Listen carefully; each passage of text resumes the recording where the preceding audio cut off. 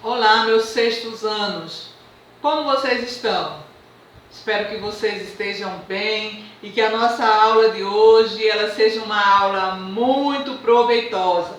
Sabe por quê? Porque agora nós vamos partir para o volume 2. Vamos fazer agora a segunda, mais uma etapa do nosso livro. E vamos agora estudar fábulas, histórias que ensinam. Vocês sabem, minha gente, o que são fábulas?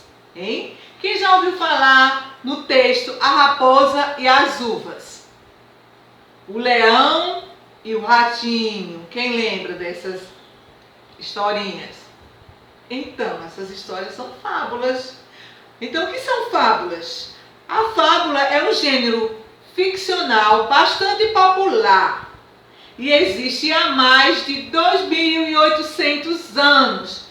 Tradicionalmente, as fábulas eram narrativas orais e não se sabe ao certo quem as criou. Tem vários donos, vários criadores. Embora muito antigas, continuam a ser contadas e lidas, porque ensinam, alertam sobre algo que pode acontecer na vida real. Criticam comportamentos humanos, ironizam homens, ironizam pessoas, sabiam? Como é que é a estrutura? Como é que a gente pode alinhar, organizar uma fábula? Vamos ver?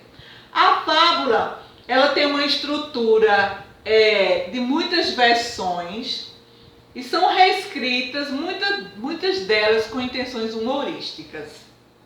Na maioria das vezes, os fabulistas usam animais como personagem de suas histórias, tornando-as como uma espécie de símbolo. Vamos ver um exemplo de um texto que fala muito claro, que fala a vocês. Esse texto ele é de Ruth Rocha.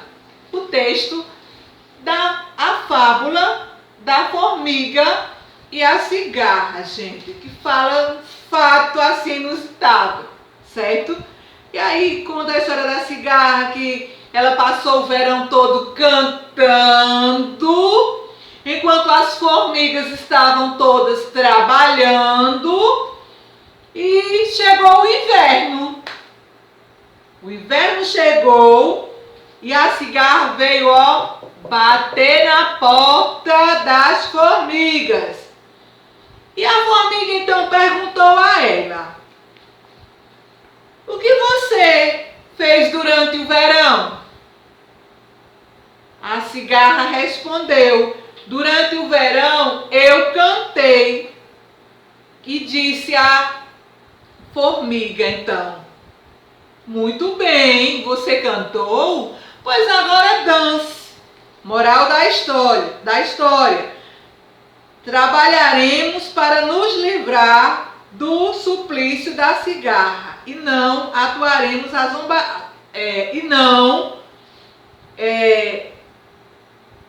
vamos aturar a zombaria das formigas. Cada fábula ela traz uma versão diferente. Já existe essa mesma fábula da cigarra e das formigas que fala o seguinte: a formiga olha para a cigarra e diz: você cantou, agora dance. Moral da história: para o preguiçoso sempre há uma lição, um castigo. Para todo preguiçoso há um castigo, certo? Cada uma versão é diferente. A formiga representa aqui o trabalho, certo? E a cigarra representa a preguiça. Temos também o cordeiro e o leão, fala sobre a inocência. Não é? O cordeiro é a inocência, o burro a estupidez, a raposa a astúcia e assim por diante, sucessivamente. É bom saber que dentro da fábula nós temos o narrador de uma fábula, que é um narrador observador. O que é o narrador observador? Vamos ver o que é. O narrador observador é aquele que conta a história na terceira pessoa. Ele não está falando dele, ele está falando de alguém. Na terceira pessoa do singular ou na terceira pessoa, né, do plural. plural, ele não está falando dele, ele vai falar ele ou ela, eles ou ela. Então ele não vai falar dele mesmo. Esse aí é o narrador observador, é o que só observa a história. Ele está ali observando a contagem da história. O tempo verbal, geralmente o predominante é o pretérito perfeito do indicativo, é um passado acompanhado de um tempo perfeito. A linguagem utilizada é a variedade padrão. O público que se destina são vocês e os jovens, um público infantil e juvenil. O suporte desse gênero para se atingir é um público que se destina, é vinculado à publicação. E é o suporte. O que é o suporte? O livro, a revista, o jornal, em sites. Então, o suporte desse gênero textual são os livros, a internet, os jornais, e são contados de forma oralmente. Os grandes fabulistas, né? Nós temos aqui um que nasceu no Oriente e foi reinventado no Ocidente, que é o escravo chamado Esopo, que criava histórias baseadas em animais para mostrar como agir com sabedoria. As suas fábulas, mais tarde, foram reescritas em versos como um acentuado, um tom sátrico pelo escravo Febo, o nome do outro fabulista, certo? Contudo, o grande responsável pela divulgação e pelo reconhecimento da fábula no Ocidente moderno foi o francês Jean de La Fontaine, o nome dele, certo? Um poeta que conhecia muito bem a arte e as manifestações da cultura popular. Motivado pela natureza simbólica das fábulas, La Fontaine criava suas histórias com um único objetivo: tornar os animais o principal agente da educação dos homens. Aí nós temos Jean de La Fontaine no livro, na primeira página do livro, aí na página 4, vocês vão ter aí a foto de Jean de La Fontaine. Para isso, os animais são colocados numa situação humana exemplar, tornando-se uma espécie de símbolo. Por exemplo, a formiga representa o trabalho, como eu já disse antes, o lobo, o poder despótico e assim sucessivamente. Para aqueles que são loucos por fábulas, eu recomendo o seguinte, que são aficionados por fábulas e que querem conhecer outras antigas e modernas fábulas, sugerimos a leitura dos seguintes livros: Fábulas de La Fontaine, Fábulas de Monteiro Lobato, Esopo, que são fábulas completas, Fábulas Novas e Fábulas Fabulosas de Milor Fernandes. Temos vários e vários fabulistas, viu, gente? As estruturas das fábulas, através das fábulas. Através das fábulas, podemos fazer duas leituras independentes, narrativas, que temos a situação inicial, o obstáculo, a tentativa e o resultado final. E também temos a moral da história.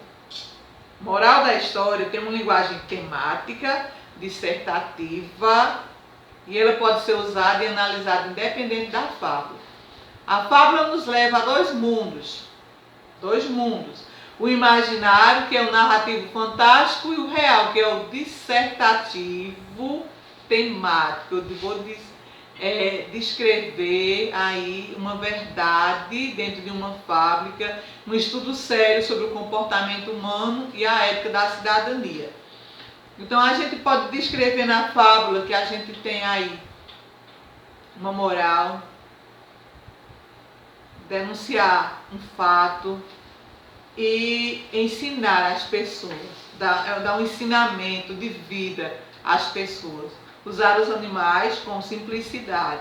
E temos os fabulistas que foram citados aí, La Fontaine, Esopo, Milor Fernandes, Monteiro Lobato, o autor do Sítio do Pica-Pau Amarelo, entre outros. Nós tínhamos o Sítio do Pica-Pau Amarelo, onde os animais falavam. O burro falante e outros, a cuca que falava, entre outros animais que ali falavam, não é isso? Então, vamos ter um exemplo que é o leão e o ratinho. E aí, dentro do livro de vocês, a gente vai para o livro de vocês, e aí temos a página 4.